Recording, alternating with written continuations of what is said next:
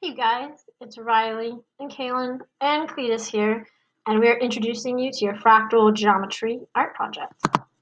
So what's fractal geometry? It was a field of maths born in the 1970s, mainly developed by Mandelbrot.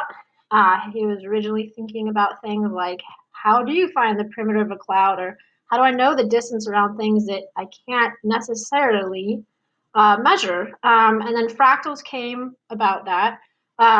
See more in the last slide about Mandelbrot.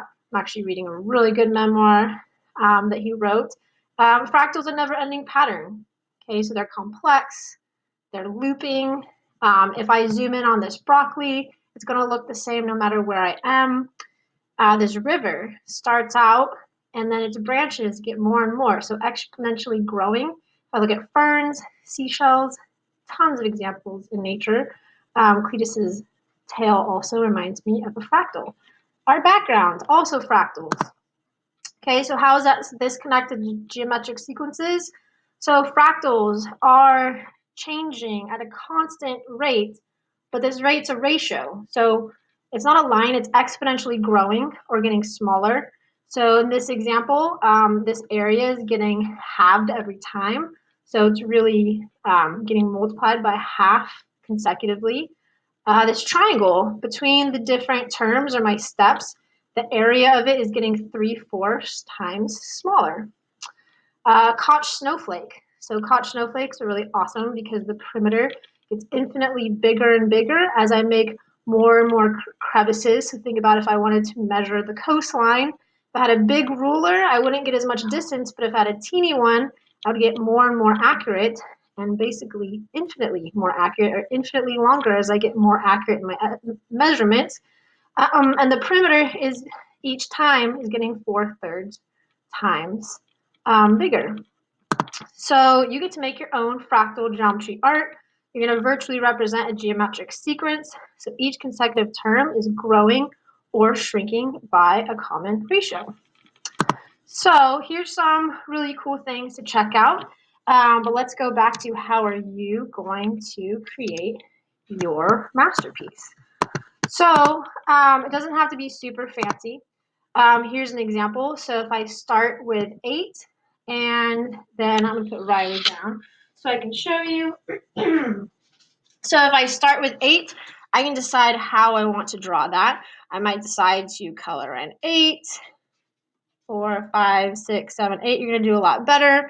And then the next term is 8 times a half. So it's halving itself every single time. So you can see that was the previous one, and I tag on a half.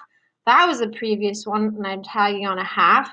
And if I wanted to write a function to describe this, I always write the first term times the common ratio to the power of the number of that term minus 1. So that's your geometric function sequence.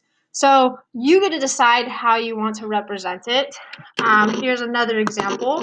So I'm going to start with 2. I'm going to say that 2 is going to be the diameter of a circle.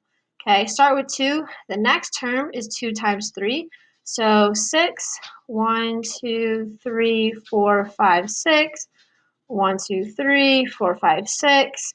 Okay, obviously this isn't going to be big enough, but you get the idea. You can decide how you want to describe your geometric sequence visually.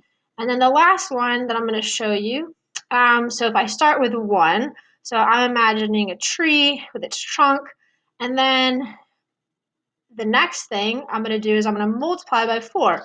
So its branches are becoming the common ratio. So, and then those are going to be branched out into 4. So 1, 2, 3, 4. You get the idea, and you can see how nature really does follow this geometric sequence. I could do petals, right? So 1, and then 1, 2, 3, 4. The next one could have 16. So however you see fit to do it. But I think it'd be really fun to see how everyone's minds think differently.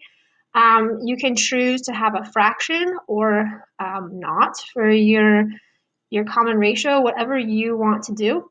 And definitely check out those videos that I have on there too. And have fun with this. Okay, bye.